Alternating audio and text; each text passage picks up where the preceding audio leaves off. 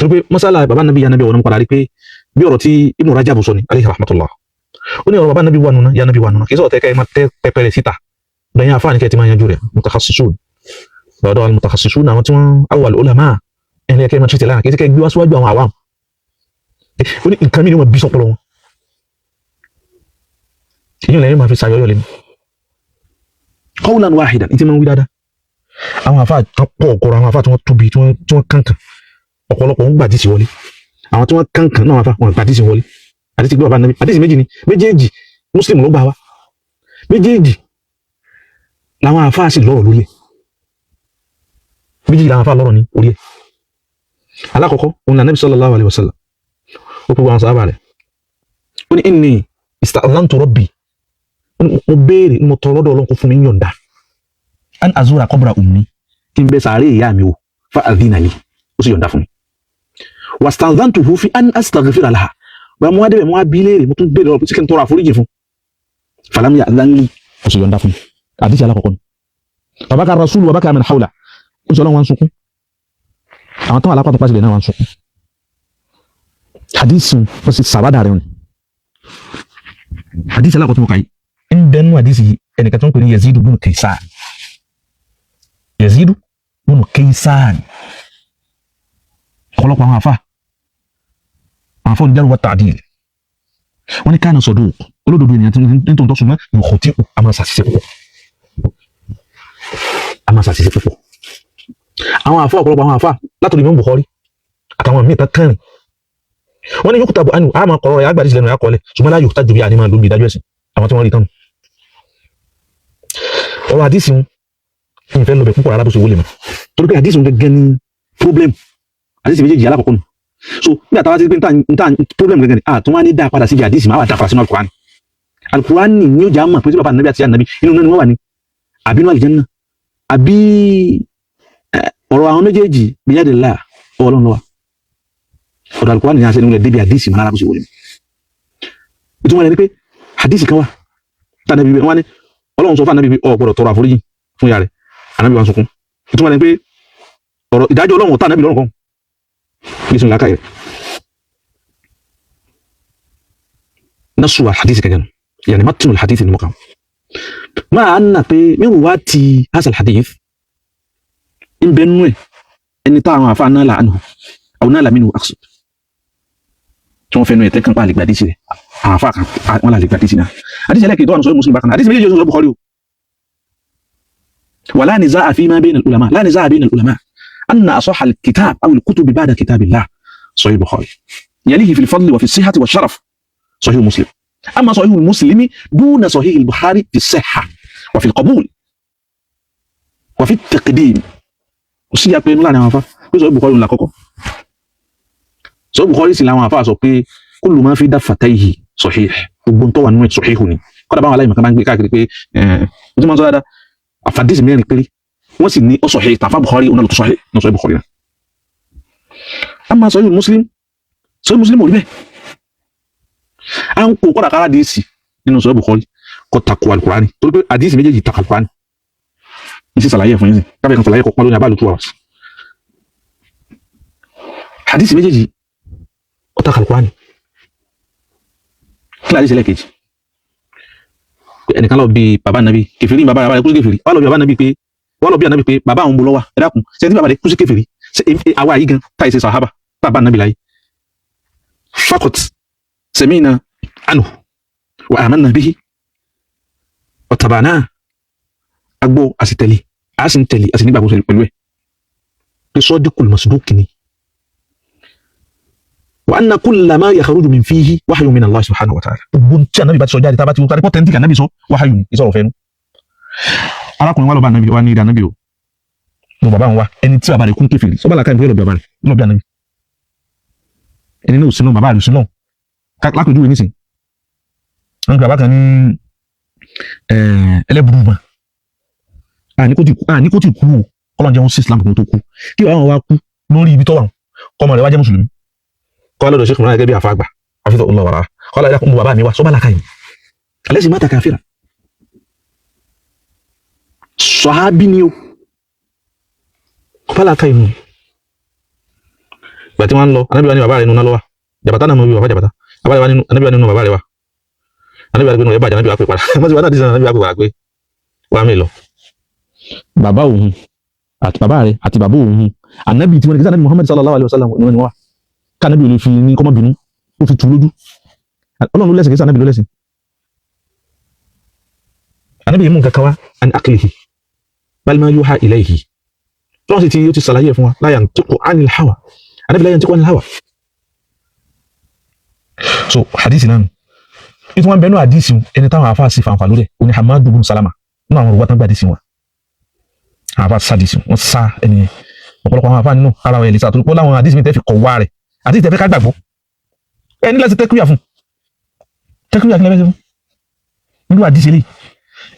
aláfitìrọ́ di bìṣẹ́ hàtì hadhihi hadisi ká gbàgbọ́ hadisi méjèèjì gbẹ̀yìn àfa àwọn tó bá fẹ́ tírìtì tó bá jáde ọ̀rọ̀ bí inú ti gbé naftaridu ana wa ant anna hasin alhadithini hadith méjèèjì sọ ìhà méjèèjì wala láàfíà ká gbà bẹ́ẹ̀ hadith méjèèjì bá láàfíà tó bá takọ alqur'ani àwọn àyà tí ma mú wá fún nísìn hadith la ma bá alqur'ani di àkọ́kọ́ mọ̀ torí pé alwahayani wahyi méjèèjì alqur'ani ta wahyi wa sunnati rasul sallallahu alaihi wasallam as-sahiha wahya sunna nabina tó bá jẹ́ authentic wahyi lona wọ́n fi le fa nabina faqad farqu bainahuma yàtọ̀ tó mi láàrin méjèèjì ni pé anna al-Qur'ana wahyun bil lafsi wal ma'na àti gbólóhùn tí wọ́n fi jáde àti túmọ̀ rẹ̀ bákan náà ni Ọlọ́run ló sọ látòkè bẹ́ẹ̀. amma al-hadith sunna ti tẹ̀ which is hadith òun ti tẹ̀ wáyé lòun náà ṣùgbọ́n wọn àrán láfsù rẹ̀ sí anabi ní àbára bí ta'biratihi ash-sharifa expression tàn anabi lànà fi jáde yàtọ̀ tó mi láàrin méjèèjì kò sáà fáwọn tó takò méjèèjì ti ń wí. ok tí hadith bá takà al-Qur'ani àbá al-Qur'ani takà hadith problem ti dé àbí ó ti dé ẹ wá tó masadiru tashri' nígbà tí mẹ́sìn wa ẹ̀tọ́ ètò wà látọ̀lé àti àti ilé masọ́dírì kulliha onígẹ́ni al-Qur'an abátẹ̀lá al-Qur'an àti ìdísúnà tàbátẹ̀lá al-Qur'an bá wà fásitì tó náà al-Qur'an number 1 afẹ́ mẹ́sìn ẹ̀mọ̀ kí wọ́n láti lọ́mọ kìí ṣe inú súnà lálọ́wọ́ ní al-Qur'an ni tàbátẹ̀lí kayfiyya bá ṣe àdá as-salawat kayfiyyatu àdá as-salawat law wajadna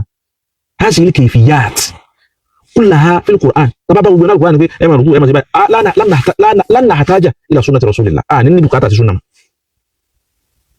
ṣùgbọ́n nítorí pé gbogbo àwọn tafsilati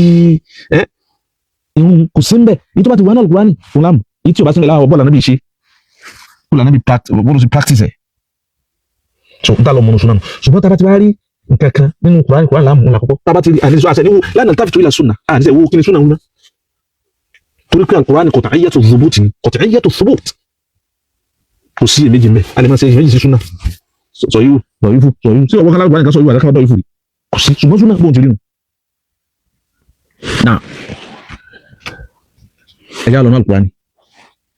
káwo bàbá nàbí àti ìyá nàbí sínú náà wọ́n wà nínú àlùjánnà. alákọ̀ọ́kọ́ bí tí mo ti fẹ́ gbé táìmù sí ti lọ àyọ̀mọ́ bínú bóyá àpàdà bí ó ti lọ́n sí ní ọwà lálẹ́ ìlú wà lálẹ́ yìí. gbogbo ìmọ̀sálà àbí táàkọ́kọ́ lọ ni pé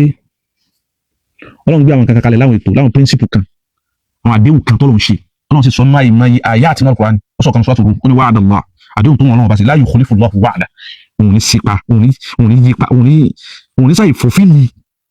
àdéhùn náà kí ni àdéhùn tó lọ́run ṣe nínú Qur'an nínú àwọn àdéhùn tó lọ́run ṣe ni pé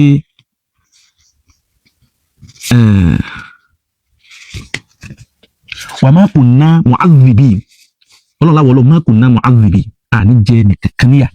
hatta nab'atha rasula títí tá a fi rán òjíṣẹ́ fún wọn ẹ lọ jíṣẹ́ fún wọn ká má sì sinamá ẹ lọ jíṣẹ́ fún wọn kí wọ́n máa bọ̀ Ṣàngó mọ́ ẹ lọ jíṣẹ́ fún wọn kí wọ́n máa bọ̀ Ọya mọ́. al-aslu fil ashiya ìpínlẹ̀ gbogbo nǹkan àlè bá o lè ṣe tó bá wò lè ṣe tó bá wò lè má ṣe tó bá wò lè má ṣe tó bá wò lè má ṣe tó bá wò lè má mutí tó bá wò lè má mutí ìpínlẹ̀ rẹ̀ nu lẹ́ẹ̀fì nígbà tí Islam kọ́kọ́ dé àwọn sọ̀rọ̀ àbàmutí lọ pẹ́ẹ́rẹ́ ni nígbà tọ́lọ́hùn tí ni kí wọ́n mọ̀ mú ìmutí wọ̀nyí tí wọ́n mú nígbà tí Kùránì notice wọ́n kí wọ́n gbá wẹ́ wọ́n yọ sàkáwò ṣùgbọ́n wọ́n mutí torí pé ayé ẹ̀ mọ̀ mutí mọ̀ mutí sọ̀kalẹ̀ nígbà tí wọ́n fi mú wọn ní jíyà pàṣẹ mutí tọ́lọ́hùn sọ Ọlọ́run ní ma kunna mu'adhibin àwọn jẹ́ni tí ó jẹ́ni àdéhùn Ọlọ́run à ní jẹ́ni kankan níyà hatta nab'atha rasula tá a fi rán òjíṣẹ́ sí ẹ̀sìn lé ní àwọn àyà inú àyà míì tọ́lọ́run tó sọ suratu shu'ara àyà 208 Ọlọ́run ní wa ma ahlakna min qaryatin àparẹ́ àwọn Ọlọ́run àbájáde káfọwọ́ yà mú kọ́ríà ìlú kankan rí illa laha munzirun àyàká ọkọ̀ rán àwọn òjíṣẹ́ sí ẹni tá a bá ti rán òjíṣẹ́ sí wọn kọ́ lọ́n fa ni wọn ní jìyà wọ́n dá lè kí àwọn òun rí kẹ́ gẹ́gẹ́ bí àwọn afa kan sọ àwọn kan sì ní amruhum ila Allah ọwọ́ wọn ọ̀dọ́ lọ́n lọ́wọ́ wọn ò ní jìyà dé torí pé kọ̀ọ̀rán ẹni pẹ́ kan sí wọn kọ́ lọ́n fa ni. ayé ẹlẹ́kejì ayé ẹlẹ́kẹta Suratul An'am aya 136 olúwa ní zalik àdéhùn tó wọn Ọlọ́run ti ní pé annam yakun rabbuka muhlikal qura Ọlọ́run ọba rẹ̀ Muhammad kò ní jẹ́ ni tí ó fìyà jẹ̀lú kan wa ahluha ghafilun tó sì jẹ́ pé àwọn aráàlú ni àwọn èèyàn wọn ni ghafilun wọn àmọ́ kankan pa àwọn Ọlọ́run wọn àmọ́ kankan nípa wa ànífìyà jẹ àwọn tí wọn àárín nìkan kan sí fún fi mọ̀ kankan pa bẹ́ẹ̀ tí wọ́n sì ní Ọlọ́run báyìí ní báyìí ní Ọlọ́run lóhun ò ní jẹ́ nìkan kan yá ó dé mélòó ó dé méjì ẹ̀rọ pon ya fún mi ìṣẹ́jú mélòó kan máa pẹ́ padà sí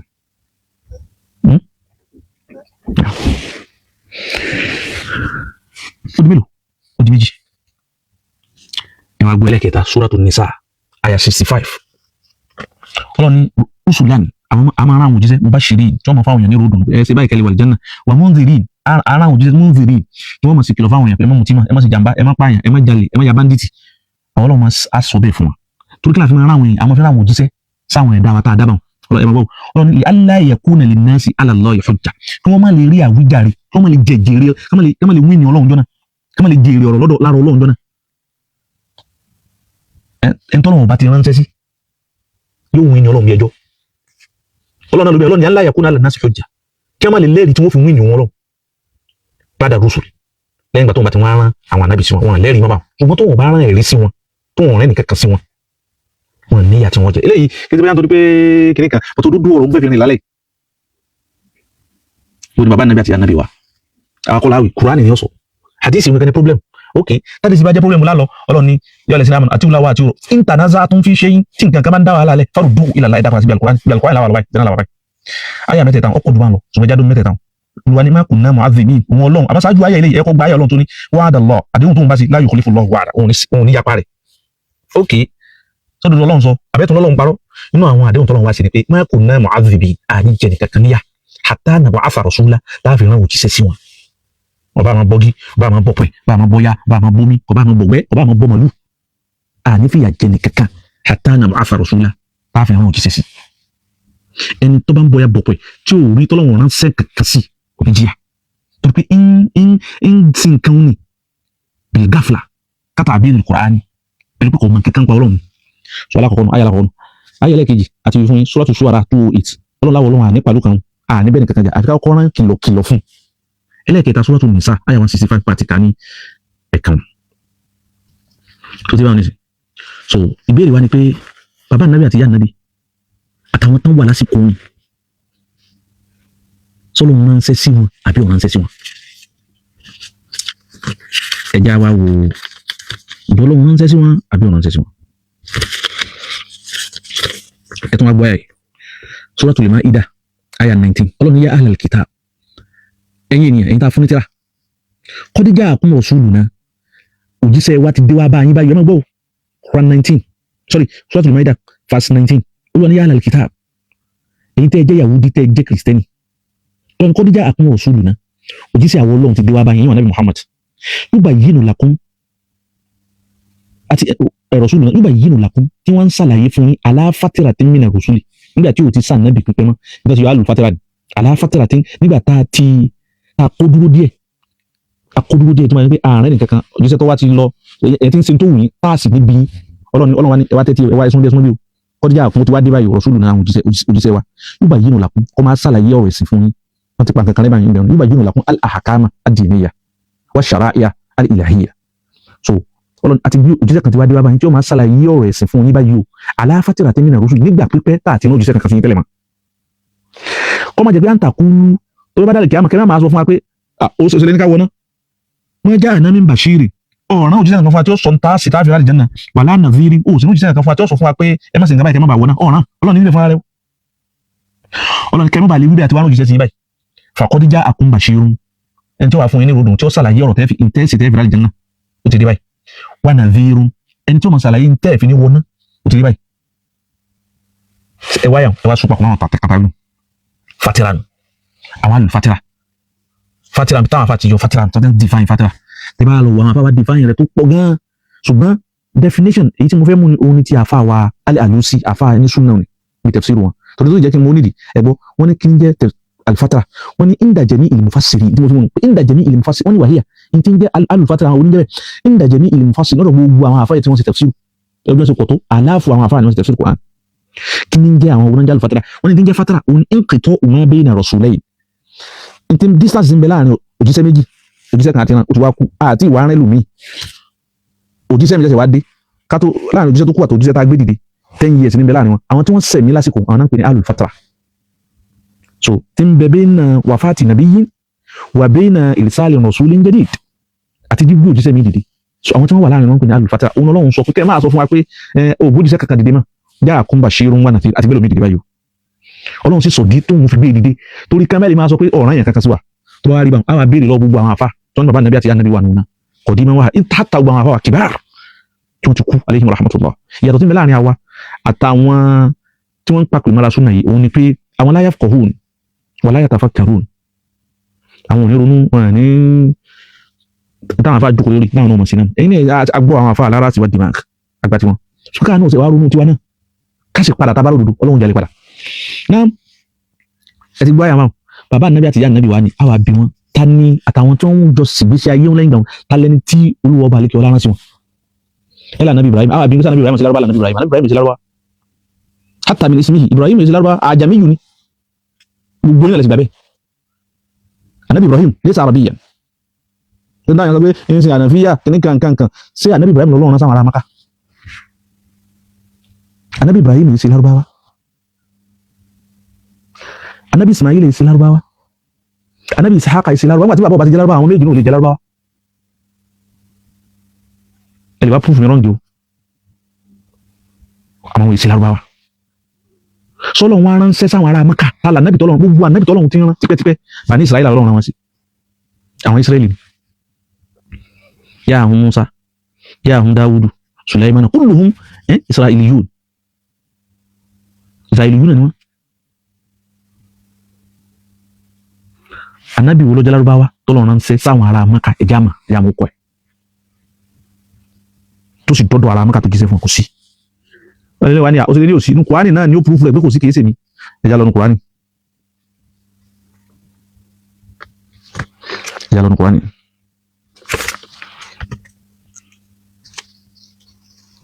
ẹ̀já lọ wo alákọ̀ọ́kọ́ Suratu Saba'i aya 44 Suratu Saba'i aya 44 ìjọ́ lọ́wọ́ rán ànábì kankan sáwọn ìran ànábì yìí ṣáájú ká ànábì tó dé àti fi rinlẹ̀ náà Kùránì pé tọ́lọ́wọ́ bá ti ránṣẹ́ sí yàn èèyàn níyà tí ó jẹ wọn jọ lọ inú àwọn tí wọn rí èèyàn jíṣẹ́ fún wọn òun ni bàbá ànábì wa òun ni ìyá ànábì wa òun ni bàbá ànábì wa òun ni bàbá ànábì wa òun ni bàbá ànábì wa ọ̀nkọ́ ànábì Abu Tọ́líbì òun rí èèyàn jíṣẹ́ fún ànábì jíṣẹ́ fún kò bá ní amma jaddu nabiyyina sallallahu alaihi wasallam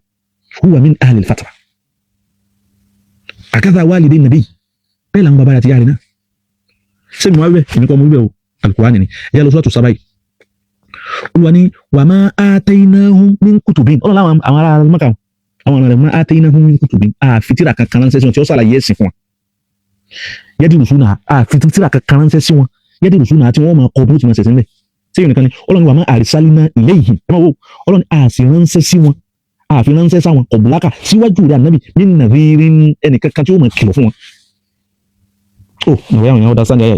sí fún ara rẹ̀ ànábì lọ́lọ́run kọjú sí Ọlọ́run fẹ́ràn nígbà tánàbí Ọlọ́run fẹ́ gba ànábì wa ní máa lọ jíṣẹ́ fún wọn ó wá ní nítorí tá a fi bẹ̀rẹ̀ pé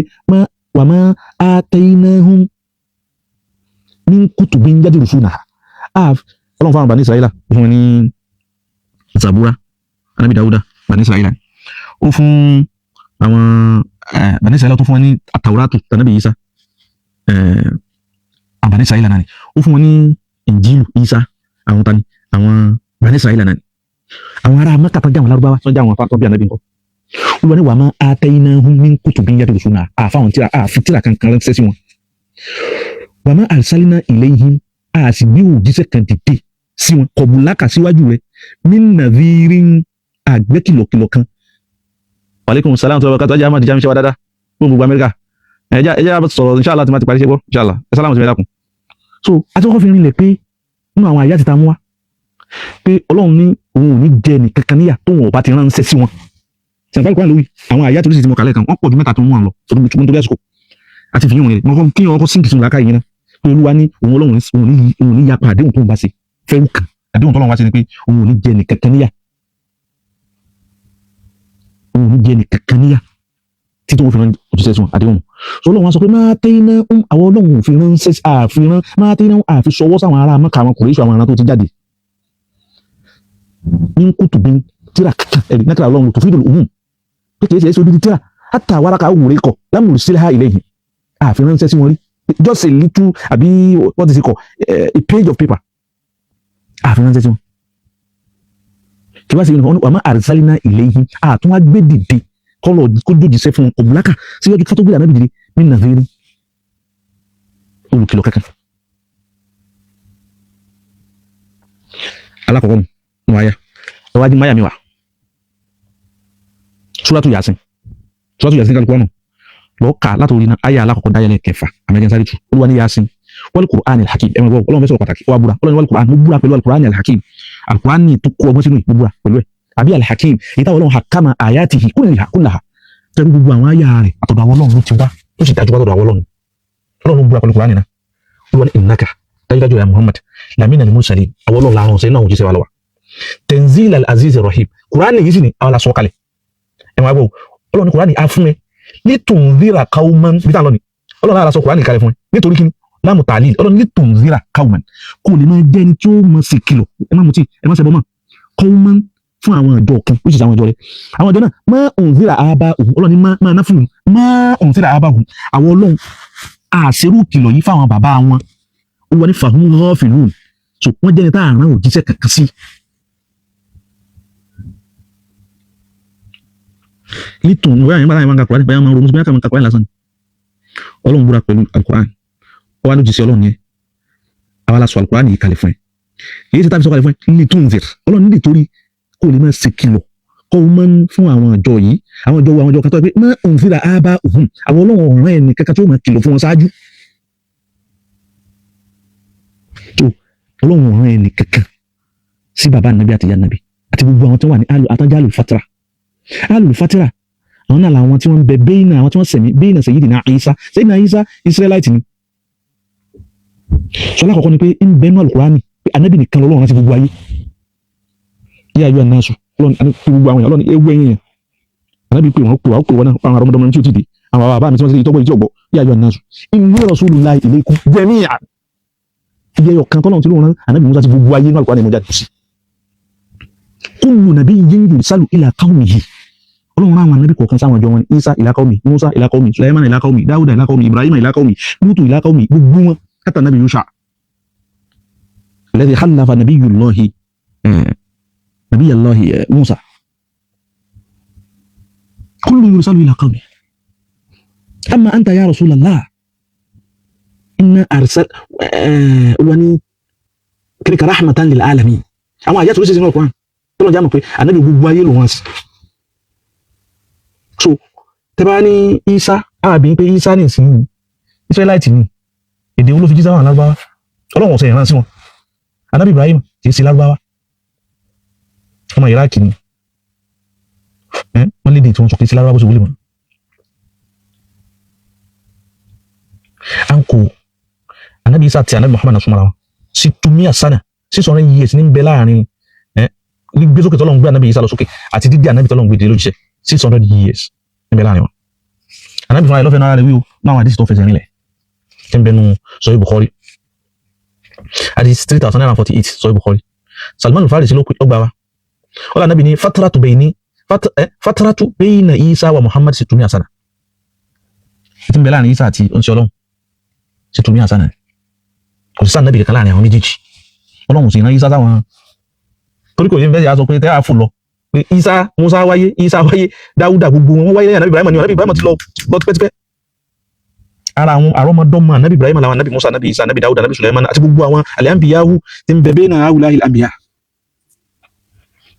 àwọn àrọ́mọdọ́mọ Ànábì Ibrahim ni wọn ẹlẹ́mìíràn bí Ànábì Musa gan ṣáájú Ànábì Ibrahim dọ́ọ̀bẹ̀ wọn ìdọ́ntì so gbogbo wọn ẹ wá ní Ànábì Ibrahim tó ti lọ tàbí Ibrahim tó ti lọ gbogbo ànábì Sulaiman ànábì Dáúdà nkankan wọ́n sì ní ànábì Musa owó àwọn yẹn wọn ni wọ́n ti wá jíṣẹ́ so ẹ̀ wá ní ẹ̀ẹ́dì ànábì Sulaiman ẹni àwọn ará Mákà lọ́yẹ̀ kan mọ̀ sí ẹ̀ níta ànábì Dáúdà ni ẹ̀ níta ànábì Lútù ni ẹ̀ níta ànábì Yushau ni ẹ̀ níta ànábì Musa ẹ̀ tó wá ní ti Isa ẹ̀ wá ní ti Ibrahim lọ́hùn ẹ̀yìn náà okòlùkù lákàìdá so olúwa ní ayé ẹlẹ́ẹ̀kejì yẹn Suratu Yasin ẹ wá gbọ́ eléyìí náà ẹlẹ́ẹ̀kẹta Suratu Sajida ayé ẹlẹ́ẹ̀kẹta lọ́nà ẹ máa wọlúwa ní alif lam mim ọlọ́run tanzilul kitabi la rayba fihi alukurani la rayba fihi àwọn alasọ̀kalẹ̀ kò sí èméjì mi ọlọ́run lọ́sọ̀kalẹ̀ min rabbil alamin lọ́dọ̀ ọba gbogbo ayé lọ́sọ̀kalẹ̀ am yaquluna iftaraha àbí wọ́n sọ pé ìwọlọ́kọ́ ni ọlọ́run bal huwal haqq gbogbo ẹni tó bá fọ́ òdodo eléyìí kọ́kọ́ min rabbika ọ̀dọ̀ ọlọ́run ọba rẹ̀ lọ́sọ̀kalẹ̀ nítawọn náà ọlọ́run ní tunzira qauman kó lè máa jẹ́ni tí ó máa ṣe wàásù tí ó máa ṣe wàásù tí ó máa jẹ́ kìlọ̀kìlọ̀ fún àwọn ìjọ kan má àtàhùn àwọn ìjọ náà má àtàhùn kò dé wá bá wọn rí min nadhirin kìlọ̀kìlọ̀ kan òjíṣẹ́ kankan kò dé wá bá wọn rí mi ò mọ táwọn yàrá fi tètè gbogbo tí wọ́n tún tí wọ́n kó dán kí wọ́n àti Kùránì tó clear bí ghayatil wuduh ọlọ́run àwọn ìjọ náà má àtàhùn kò dé wá bá wọn rí min nadhirin kìlọ̀kìlọ̀ kan òjíṣẹ́ kan kò dé wá bá wọn rí min qablika síwájú rẹ̀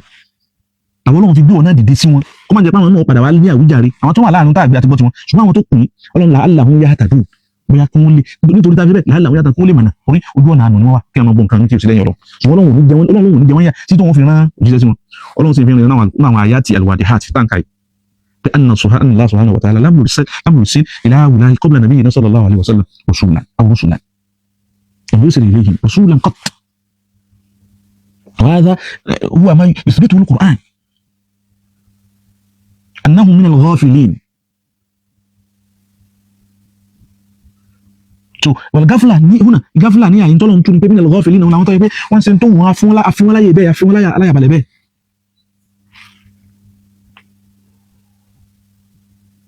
so tó bá tún lọ Suratul Qasas aya 46 ìkankan Ọlọ́run tó wí mẹ́ tí sàn fi rin lẹ̀ Olúwa ní wa ma kunta bijanibi turi idh nadayna walakin rahmatan min rabbika àṣàánú rẹ ni litunzira qauman agbóòdìdí láàánú litunzira qauman kò lè jẹ́ kìlọ̀kìlọ̀ fún àwọn ọ̀dọ́ kan má atahum min nadhirin min qablika la'allahum yatadhakkarun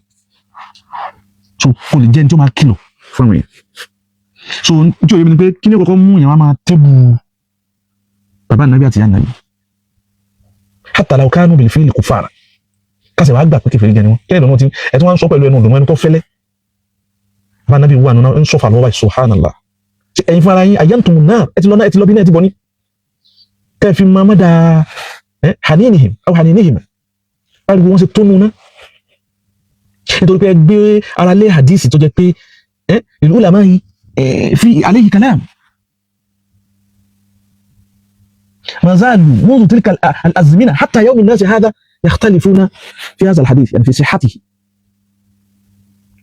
كما قلت آنفا أننا لو افترضنا أن هذين الحديثين صحيحان حتى لو افترضنا جدلا أنهما صحيحان حديث بيجي سيسجن أو سيفسجن لكن قطعيات القرآن يكون تال القرآن وي يعني كده القرآن فما حديث تقول كده حديث وي إن تال القرآن يو أما فاتي ما سي نين ما تي سلايه so the problem ọ̀pọ̀lọpọ̀ àwọn afa Nàìjíríà pàápàá àwọn tí wọ́n ṣe súnà ni pé wọ́n ti ní sẹ́ẹ̀tì àwọn tó kóra wọn jọ wọ́n ti fojú sọ yára ara wọn píktọ̀ ara àwọn yìí làwọn ṣe súnà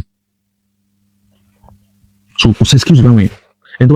bá ṣe súnà 80% tó bá ṣe ẹyọkan tí ò Ọlọ́run fún ní kápá àti kò sọ̀rọ̀ àti àbúṣe ó sì jẹ́ ọ̀rọ̀ fún gan so wọ́n fojú fẹ́dọ̀ fi ṣe so ó fi kọ̀ọ̀kan wọn máa ṣe eléyìí ni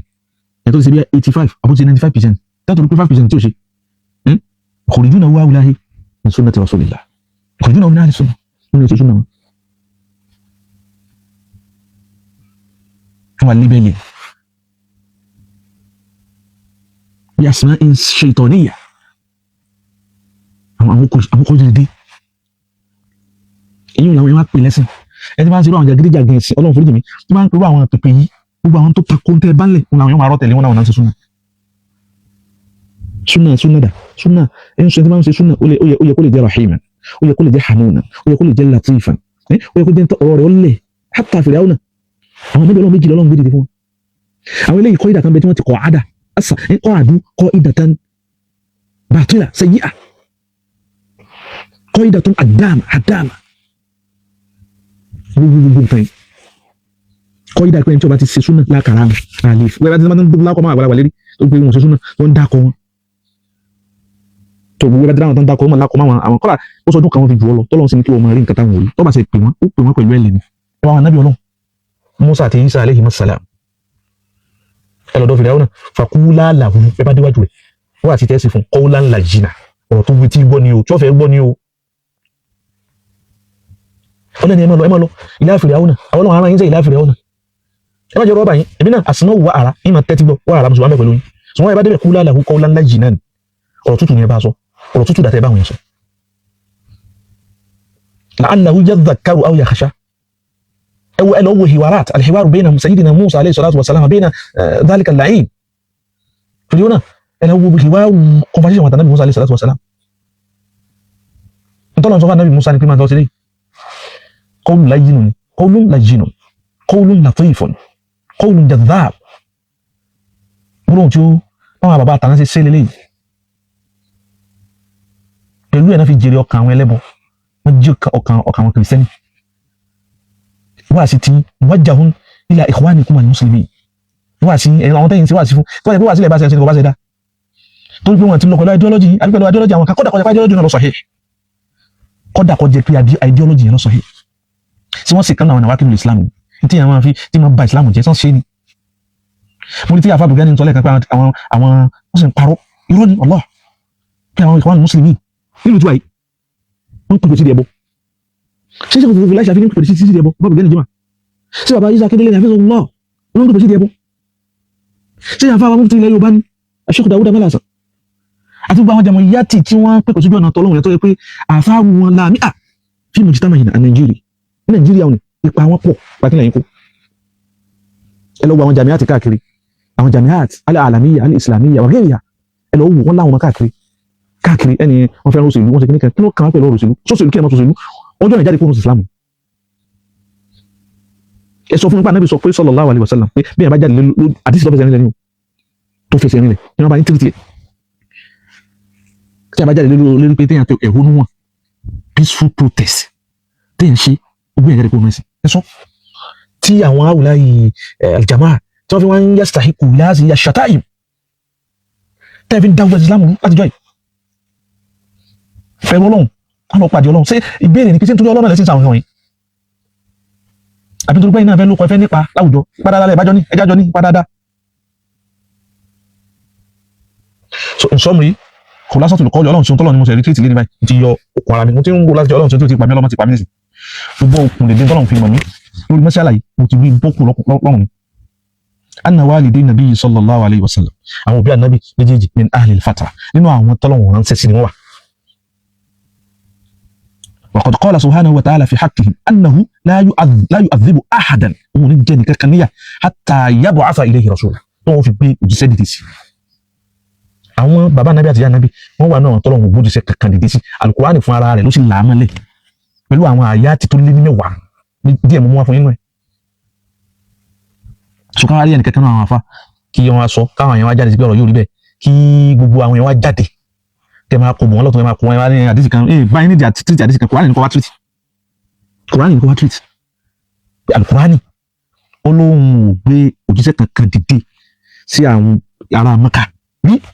Ànábì àkọ́kọ́ ẹgbọ́n gbé dìde ó sì láwọn tó wọn bá gbé òjíṣẹ́ kankan dìde sí wọn òun ò ní jìyà ìrajà pò mẹ́rin ó lè máa wọnú lákàyè lómi ní sèké àwa Nàìjíríà ní sí wọn kọ́ sọlọ́n gbé Ànábì dìde sí wa nígbà tọ́lọ́n gbé Ànábì dìde tí Ànábì ò tí ì kú láyé òjíṣẹ́ Ànábì ò tí ì dé gbogbo Nàìjíríà yìí àti gbogbo àwọn ibi tí ìlú Ghana kankan so láti Ànábì wà láyé jíjíṣẹ́ Ànábì ò tí ì dọ́dọ̀ wa gbogbo àwọn tí wọ́n kù náà àwọn náà mí ní ahli al-fatra inú àwọn tí dáàsì wọn mọ́ àwọn bàbá Ànábì àti ìyá Ànábì iṣẹ́ Ọlọ́run tí dọ́dọ̀ wọn èyí wọn wá ní pé ká má ra àwọn kan tó yẹ pé Ọlọ́run fi ìmọ̀nà yóò fi ìmọ̀nà yóò fi nu làákàyè wọn tí wọ́n mọ̀ wípé àti lè gé Tinubu tá a fún lójú tá a fún lẹ́nu tá a fún lọ́wọ́ tá a fún lápá tá a fún lẹ́sẹ̀ tá a tún máa forí kalẹ̀ fún lẹ́yìn òde jọlọ eléyìí ńlá ṣé ńlá yóò sàbàdù àlẹ́ ní kò lè sí wẹ̀ ìmọ̀nà Ọlọ́run tí máa ṣe fẹ́ ni ọba wù ú àárín náà ara mọ́kànnà tá a fún gbogbo ẹbọ tí wọ́n ń bọ̀ wọn ni nígbà tá a nábì ò tí ì dé tọ́lọ́run tí ìrànlọ́wọ́ jíṣẹ́ kankan sí wọn àwọn ò bá wọn bọ́ wọn àmọ́ kí wọn àmọ́ ìgbà tó bí wọn bí wọ́n ṣe ṣe ẹlòmíín sí àwọn Yahudi ó jọyìn wọn òun ló jọyìn wọn alzama rẹ̀ torí pé Ọlọ́run náà nábì Ìsá sí wọn kọ̀ọ̀nà Mùsá sí wọn torí pé Ànábì Mùsá Ọlọ́run rán fáwọn ọjọ́ rẹ̀ nìkan Ìsá fáwọn ọjọ́ rẹ̀ nìkan ọ̀ràn sí gbogbo ayé